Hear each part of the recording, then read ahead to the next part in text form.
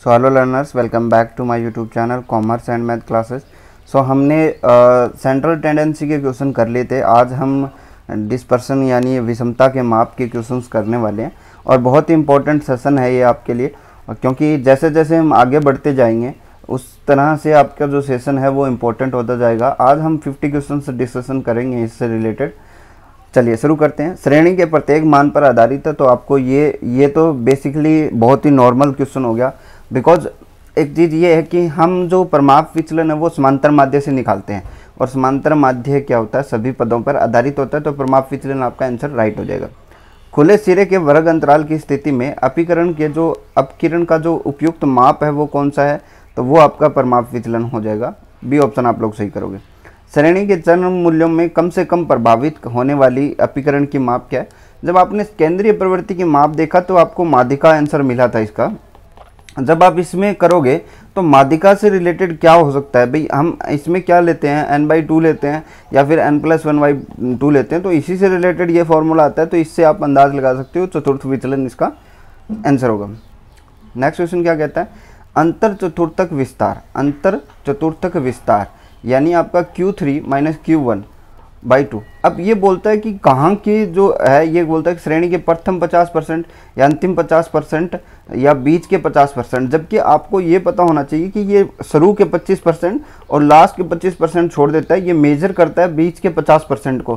कैसे मेजर करता है मैं आप लोगों को बताता हूँ। देखो, ये कोई श्रेणी है 100%, यहाँ पे Q1, यहाँ पे Q2 और यहाँ पे Q3।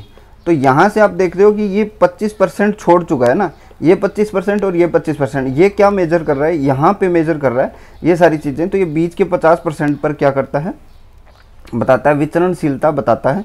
तो आपका 3 नंबर ऑप्शन सही हो जाएगा। अगर आपको ऐसे D1 D9 में भी पूछ सकता है तो वो शुरुआत में कितने छोड़ते हैं, 10% छोड़ते हैं। चतुर्थक विचलन का सूत्र क्या है।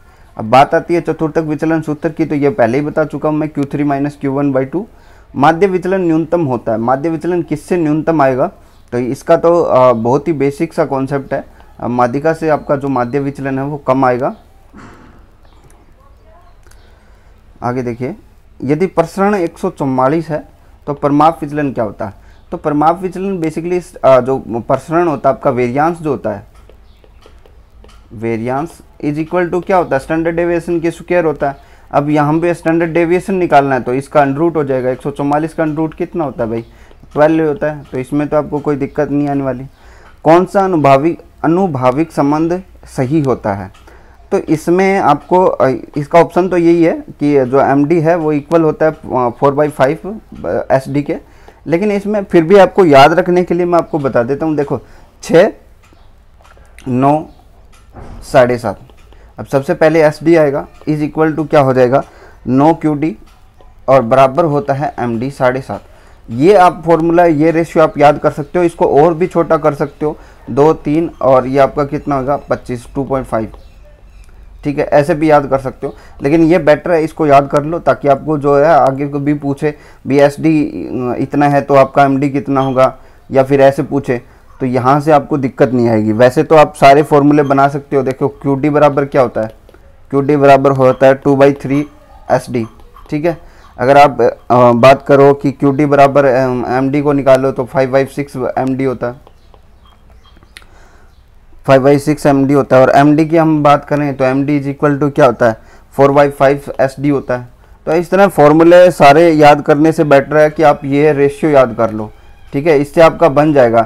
जैसे इससे बनेगा कैसे, जैसे मुझे SD और MD का रेशियो निकालना है, तो देखो 6 SD क्या है, 6 SD 7.5 क्या है, MD है। अब मुझे SD और MD निकालना है, तो देखिए SD इज इक्वल टू क्या हो जाएगा 7.5 है, बटे में 6 हो जाएगा और ये MD हो जाएगा। अब इसको 15 से काट दो, 15/75 होता है और 15 चौके 60 होता है। तो ये देख लो SD बराबर क्या हो गया 5/4 MD हो गया।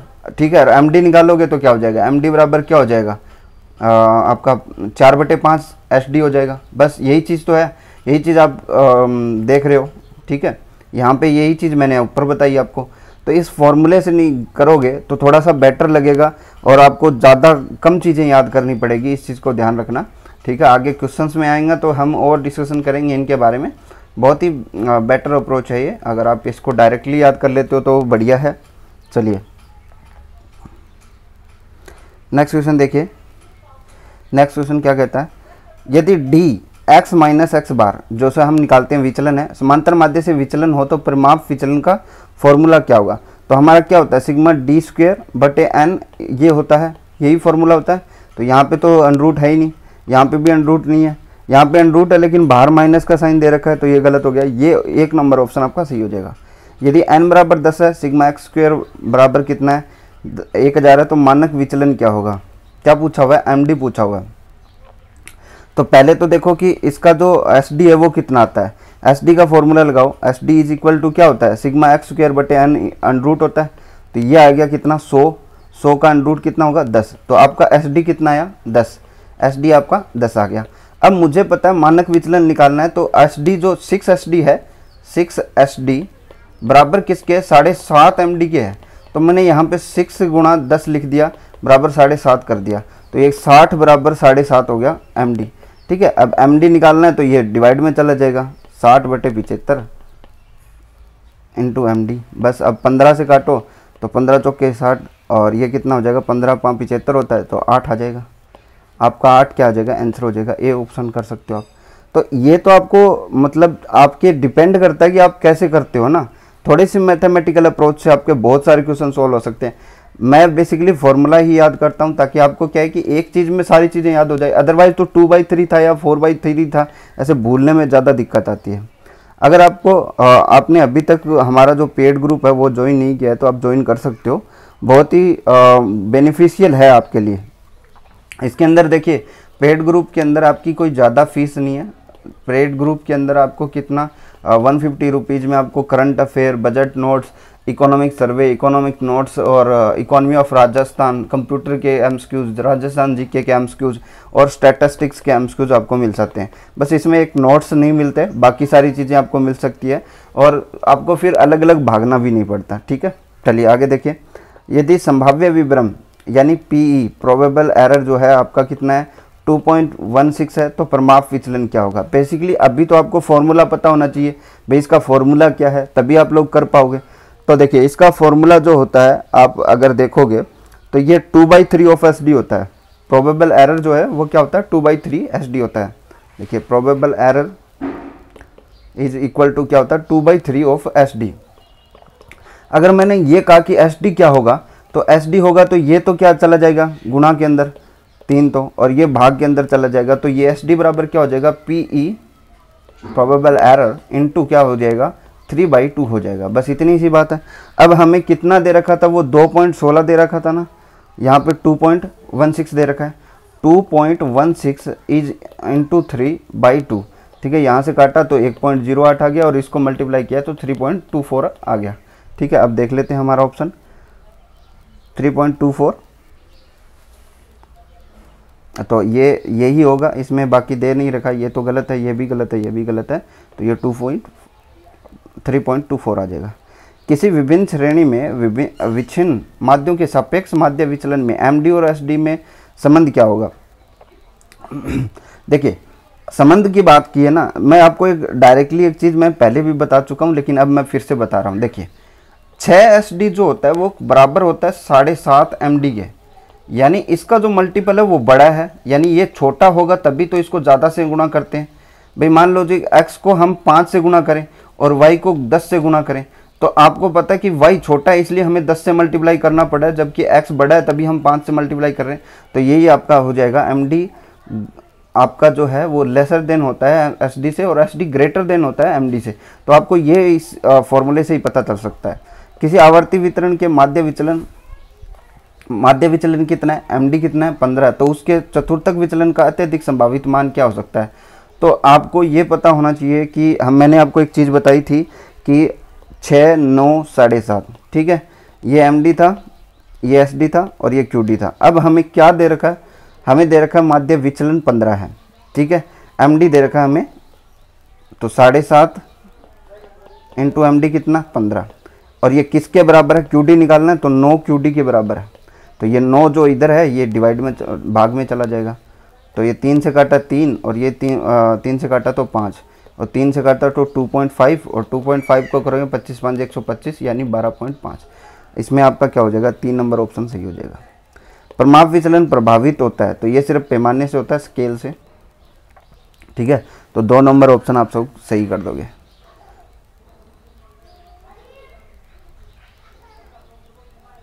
नेक्स्ट चलो, देखो क्या कहता है। यदि आपका स्टैंडर्ड डेविएशन 16 है और x माइनस एक्स बार 4096 तो n की वैल्यू क्या होगी। हमें n पूछा है तो हमें फॉर्मूला पता होना चाहिए। अब देखो स्टैंडर्ड डेविएशन का जो फॉर्मूला होता है, ये आपको, इसको मैं d मान लेता हूँ, तो सिग्मा d स्क्वेयर बटे n, बट ये अंडर होता है ना। तो यहाँ पे आपको स्टैंडर्ड डेविएशन तो पहले मिल चुका है 16। अब यहाँ पे क्या है, सिग्मा d स्क्वेयर बटे n, तो n निकालना है तो हमें पूरी संख्या मालूम होनी चाहिए। तो इसका हम स्क्वेयर कर देते हैं, 16 का स्क्वेयर किया तो 256। अब ये इसका अंडर हट गया तो सिग्मा d स्क्वेयर बटे n आ गया। अब हमें सिग्मा d स्क्वेयर तो मिला हुआ है, तो हम इस n को निकालेंगे। तो ये आपका जो है ना, ये इधर जाएगा तो गुना के अंदर, ये इधर आएगा तो भाग के अंदर। तो n बराबर क्या हो जाएगा, सिग्मा d स्क्वेयर बटे क्या हो जाएगा आपका 256। तो आपका सिग्मा d स्क्वेयर कितना है, 4096 बटे 256, ठीक है। इसको काटो, 256 को आप काटोगे तो आपके पास क्या आ जाएगा, 16 आएगा। अब करके देख लेना, 16 ही आएगा इसका आंसर, ठीक है। देखिए ये क्वेश्चन सारे आपको पेड ग्रुप में मिलेंगे, आप सोल्व जरूर करना है एक बार। क्या है कि इसमें माइंड खुलता है, फिर आपका पेपर करने में आपको दिक्कत नहीं आती, और अगर आप सोल्व नहीं करोगे तो फिर समस्या ही है ना। तो इस चीज़ का ध्यान रखिएगा। और जिन्होंने पेड ग्रुप ज्वाइन नहीं किया है वो कर सकता है, अभी आपके लिए बहुत बेनिफिशियल है ये। लास्ट टाइम के अंदर आपको भागना नहीं पड़ेगा। यदि परिमाप विचलन 4 और पदों की संख्या 10 है, पदों का योग 160 है, तो विचरण गुणांक क्या होगा। तो हमें पता है कि हमारा जो विचरण गुणांक होता है वो स्टैंडर्ड डेविएशन बटे x बार इंटू 100 होता है। विचरण गुणांक की बात करें तो हमारे पास परिमाप विचलन दे रखा है, हमें क्या निकालना है, x बार निकालना है। तो 160 बटे 10 हो जाएगा, 16 आ जाएगा आपका x बार। तो स्टैंडर्ड डेविएशन 4 बटे 16 इंटू 100। इसको 4 से काटा तो ये नीचे 4 आ गया, नीचे 4 से 100 को काटा तो 25 आ गया। तो 25% आपका हो जाएगा। किसी आवर्ती वितरण का माध्य 100 है, ठीक बात है, विचरण गुणांक 45% है। तो हमें पता है CV बराबर 45% है, और ये स्टैंडर्ड डेविएशन बटे x बार इंटू 100 होता है। इतना हमें पता है। हमें निकालना है परिमाप विचलन, जो कि हमें मालूम नहीं है। तो बाकी सारी चीज़ें इधर भेज देते हैं। ये 100 गुणा के अंदर है तो ये भाग में चला जाएगा, 45 बटे 100 हो जाएगा। ये आपका भाग में x बार, और ये इधर जाएगा तो किस में चला जाएगा, मल्टीपल के अंदर चला जाएगा। तो मल्टीपल और ये आपस में कट जाएंगे, 100 आपका बच जाएगा क्या, 45 बच जाएगा, जो कि आपका स्टैंडर्ड डेविएशन है। बहुत ही सिंपली आप सोल्व कर सकते हो अगर थोड़ा सा भी आप मेहनत कर रहे हो इस चीज़ में। Q3 33 है, Q3 33 है,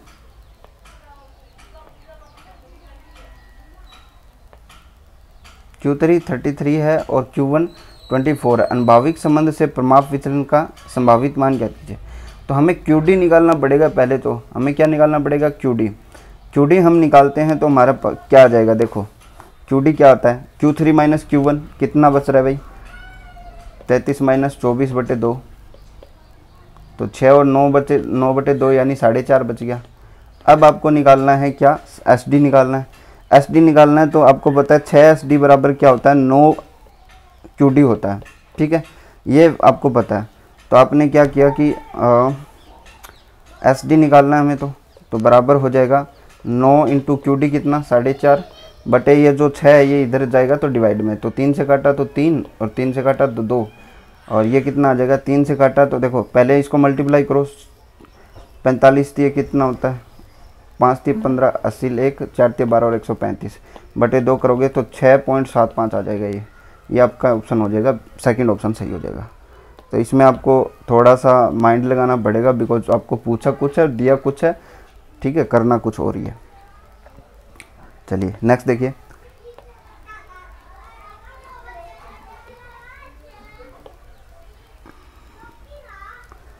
किसी श्रेणी का माध्य परित माध्य विचलन 7.3 है। यदि प्रत्येक में से 4 घटा दिया जाए तो माध्य के परित माध्य विचलन क्या होगा। देखिए इसमें आपका जो है कुछ भी चेंज नहीं होगा, है ना। तो आपका थर्ड ऑप्शन सही हो जाएगा 90 में। समंकों का विस्तार गुणांक निकालना है। क्या निकालना है, विस्तार गुणांक। तो विस्तार गुणांक क्या होता है, एच माइनस एल यानी हाईएस्ट रेंज आपकी और लोएस्ट रेंज बटे एच प्लस एल हो जाता है। तो इसको आपको करना है तो सबसे बड़ी संख्या क्या है इसमें 870 है, तो 870 माइनस छोटी छोटी संख्या 73 बटे क्या हो जाएगा 870 प्लस 73। इसको आप कर लेना। इसका जो आंसर आएगा वो आपका मैच हो जाना चाहिए, वो आपका 0.85 आएगा। 9 छात्रों के प्राप्तांक दे रखे हैं, माध्य विचलन गुणांक पूछा है, तो ये तो एक बड़ी प्रक्रिया है, तो इसका आप करके निकालना, फिर मुझे बताना कि क्या आएगा इसका आंसर। बाकी इसमें थोड़ी सी जटिल प्रक्रिया है, इतना लेंदी क्वेश्चन आपको देगा नहीं क्योंकि इसमें टाइम की रिक्वायरमेंट काफ़ी होती है। बाकी इसमें आपको पहले तो सिग्मा एक्स बटे एन करके निकालना है, फिर इसका विचलन जो आप आ जाएगा उसमें से घटाकर आपको निकालना है, तो ये तो ठीक है, कर लेना आप लोग। नेक्स्ट क्वेश्चन देखो, परिमाप विचलन होता है, तो परिमाप विचलन का फॉर्मूला क्या होता है, ये फॉर्मूला आप लोगों को सभी को याद होना चाहिए, सिग्मा डी स्क्वायर बटे एन। ये मैंने काफ़ी बार करवा दिया अभी भी क्वेश्चन के अंदर। परिमाप विचलन का गुणांक क्या होता है, तो आपका परिमाप विचलन गुणांक पूछा है, तो ये भी आपका फॉर्मूला याद होना चाहिए, हम काफ़ी बार कर चुके हैं।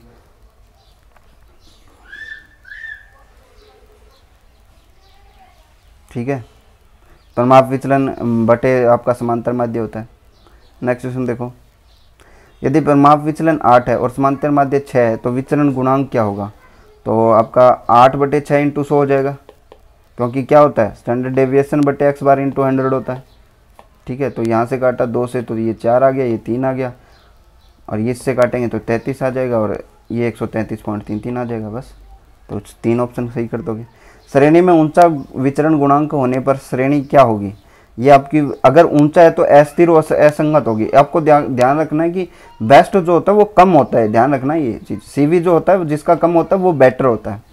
सचिन तेंदुलकर की 10 पारियों के रनों का विचरण गुणांक 56 है और काम्बली की 10 पारियों का विचरण गुणांक 68 है। तो अभी आप बता सकते हो, अभी लास्ट क्वेश्चन के अंदर मैंने आप लोगों को बताया, तो सचिन तेंदुलकर बेटर है क्योंकि इसका जो सीवी है वो क्या है, कम है। ये आपसे पूछा जा सकता है एग्जाम में।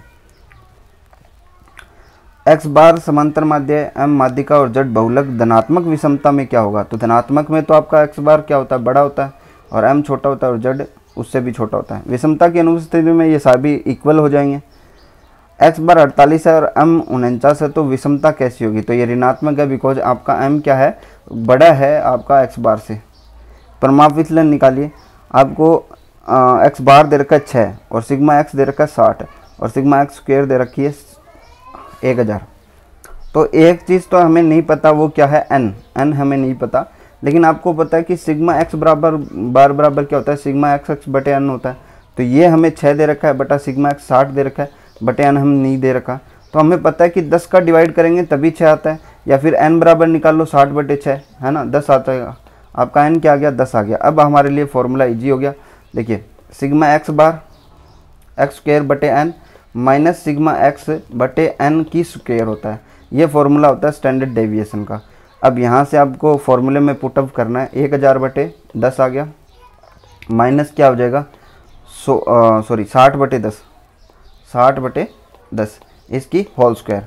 तो ये आया तो हमारे पास 100 आ गया, और इसकी करें तो 6 की स्क्वायर 36 आ गया। बच गया कितना हमारे पास, 64 बच गया, वो भी अंडरूट के अंदर। तो इसका 8 हो जाएगा, 64 का 8 होता है। विचलन गुणांक क्या होते हैं, सापेक्ष माप। गुणांक जितने भी होते हैं वो सापेक्ष माप होते हैं, इस चीज़ का भी आपको ध्यान रखना है।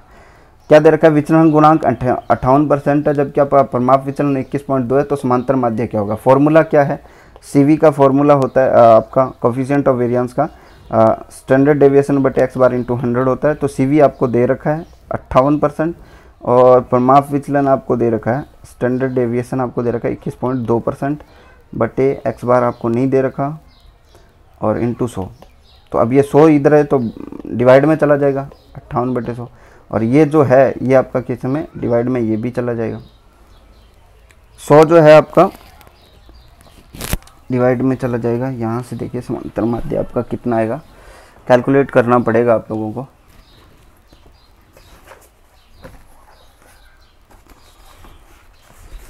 कैलकुलेट करके देखिए फटाफट से।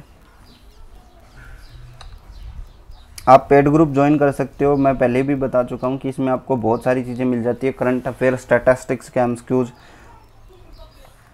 बहुत सारी चीज़ें।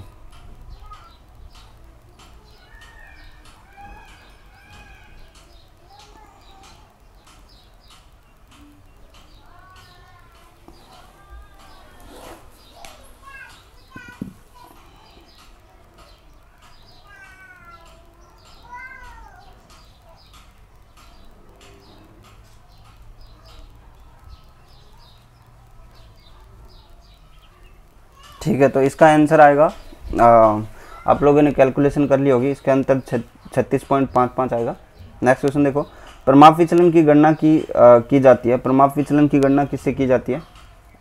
देखिए कैलकुलेशन मिस्टेक को आप इग्नोर कर लेना, क्योंकि आपको यहाँ पे कॉन्सेप्ट ही बता रहा हूँ मैं। क्योंकि देखो अगर मैं इसमें सारी कैलकुलेशन करूँगा तो बहुत ज़्यादा टाइम लग जाएगा। इसमें सीधा सीधा एक ही चीज़ है, CV आपका दे रखा है और CV का फॉर्मूला लगाना है, बस इतनी सी बात है। इसको आप सोल्व कर सकते हो आराम से मेरे हिसाब से, ठीक है, इसको देख लेना आप लोग। नेक्स्ट क्वेश्चन देखो, प्रमाप विचलन अपीकरण की क्या होती है? तो प्रमाप विचलन तो आपका निरपेक्ष माप होगा, क्योंकि सापेक्ष माप क्या होते हैं? आपके विचलन गुणांक होते हैं। कौन सा कथन सत्य है जबकि प्रमाप विचलन है? तो आपका प्रसरण जो होता है वो स्टैंडर्ड डेविएशन क्या होता है? स्क्वायर होता है, और ये केंद्रीय प्रवृत्ति के माप भी होते हैं ना, सॉरी अघूर्ण शब्द का मतलब क्या? घुमाव उत्पन्न करना। आवर्ती वितरणों के परिघातों की संख्या क्या होती है? 4 होती है। केंद्रीय परिघात की गणना किससे की जाती है? केंद्रीय परिघात की जो गणना है वो माध्य से की जाती है। प्रथम परिघात का मान क्या होता है? 0 होता है, 0 होता है, ये भी आपको याद रखना है। द्वितीय परिघात का मान क्या होता है? स्टैंडर्ड डेविएशन की स्क्वायर होता है, यानी प्रसरण होता है, जो कि आपको मैंने ऊपर भी बताया। प्रथम 9 प्राकृत संख्याओं का माध्य विचलन, तो प्रथम 9 प्राकृत संख्याएं लेना है, उसका आपको पहले x बार निकालना है, फिर x बार से विचलन निकालना है, और फिर मध्य विचलन निकाल लेना है, ठीक है। इसका भी आपको ध्यान में रखना है। इसका आंसर मैं आप लोगों को बता देता हूँ, आप मैच कर लेना। 400/9 आएगा। माध्य विचलन न्यूनतम किससे होगा? माध्य का जो विचलन है वो न्यूनतम माध्यिका से होता है। ये पहले भी हम क्वेश्चन सॉल्व कर चुके हैं। कौन सा एक अपीकरण का सापेक्ष माप है? तो सापेक्ष माप तो आपका प्रमाप विचलन हो जाएगा। सापेक्ष माप पूछा है, सॉरी ये निरपेक्ष माप है, ठीक है, ये आपका सापेक्ष है। गुणांक जो होते हैं वो सापेक्ष माप होते हैं, बाकी सारे आपके निरपेक्ष माप होते हैं। कौन से अपीकरण का एक माप नहीं है? अपीकरण के एक माप की बात करें तो आपका इसमें से जो विषमता है वो आपका अपीकरण का माप नहीं है। नेक्स्ट क्वेश्चन देखो, यदि प्रथम चतुर्थक विचलन 142 है और अर्ध अंतर चतुर्थक विस्तार 18 है, तो बटन का सममित हो मानते हुए माध्य का मूल्य ज्ञात कीजिए। देखिए इसमें अगर हम क्वेश्चन को सोल्व करने की कोशिश करें तो हमारा पता है कि Q3 minus Q1 divide by 2 बराबर 18 आ रहा है। तो हमने देखा कि Q3 माइनस Q1 ये जो है इधर जाएगा तो गुणा के अंदर हो जाएगा, तो ये कितना आ जाएगा? 36 आ जाएगा। जबकि हमारा Q1 माइनस के अंदर इधर जाएगा तो प्लस हो जाएगा। Q3 बराबर क्या हो जाएगा? 36 प्लस Q1 की वैल्यू हमें पता है 142, तो इसको ऐड कर दो, 178 आएगा, जो कि आपके ऑप्शन में नहीं दे रखा, तो इसको 178 मान के आप ऑप्शन 3 कर सकते हो, या फिर किसी भी ऑप्शन को मान के कर सकते हो ना। खुले सिरे वालों के लिए सबसे उपयुक्त माप, ये तो आपको पहले भी बताया, प्रमाप विचलन होते हैं, 4th ऑप्शन सही हो जाएगा। 100 चयनित विद्यार्थियों की औसत ऊंचाई 168.8 है, उनका विचलन गुणांक 3.2 है। प्रमाप विचलन क्या होगा? तो आई थिंक ये क्वेश्चन भी हम लोग कर चुके हैं। x बार है आपका। देखिए जो क्वेश्चन के अंदर गलती आ रही है उसमें आप अपने आप को गलत ना माने, ठीक है, इस चीज़ का ध्यान रखना आप लोगों को, क्योंकि काफ़ी सारे स्टूडेंट होते हैं। देखिए इसमें क्या होगा? 3.2 है, बराबर क्या है? स्टैंडर्ड डेविएशन तो हमें पता ही नहीं है, x बार 168.8 है इंटू 100। अब ये 100 जो है ये क्या हो जाएगा? डिवाइड में चला जाएगा, 3.2/100, और ये जो है मल्टीपल में आ जाएगा 168.8, ठीक है। अब इसका कितना आ जाएगा? 5.4016 आ जाएगा, ठीक है। 4th option. प्रमाप विचलन हमेशा विस्तार से क्या होता है? विस्तार से तो कम ही होगा भाई, आपका जो प्रमाप विचलन है वो आपका विस्तार से क्या होगा? कम होगा। अपीकरण के सापेक्ष माप क्या कहलाते हैं? अपीकरण के गुणांक कहलाते हैं। सापेक्ष माप की बात की तो गुणांक ही होंगे। इसमें से कौन सा गुण सहचर्य अध्ययन की विधि नहीं है?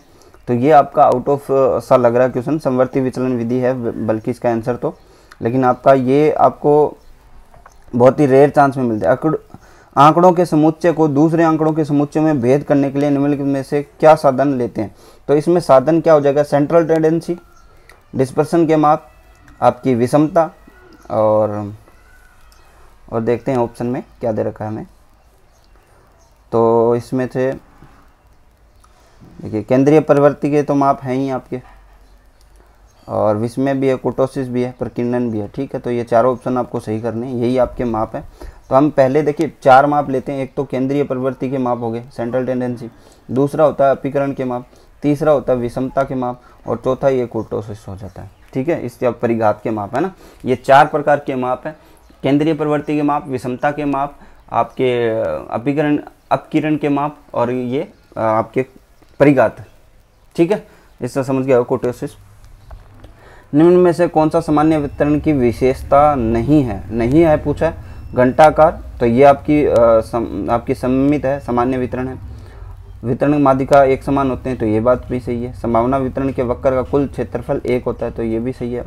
दोनों क्षैतिज दूरी को स्पर्श करते हैं, तो ये आपका गलत है। ये आपका आउट ऑफ कॉन्सेप्ट है। आंकड़ों के समुच्चय को दूसरों में, तो इसमें हमने पहले ही कर लिया ये सेंट्रल टेंडेंसी विकिरण भविष्य। तो ये आपके 50 क्वेश्चन थे, अराउंड 1-2 क्वेश्चन आपका रिपीट हुआ, तो उस हिसाब से 50 क्वेश्चन से मोस्ट इंपॉर्टेंट आप इसको भी सोल्व करें। इस पीडीएफ को मैं आपको डालूंगा जो आपके पेड ग्रुप है उसके अंदर। ठीक है, सो आज के लिए बस इतना ही। नेक्स्ट क्लास में मिलते हैं। Thank you, bye, have a nice day.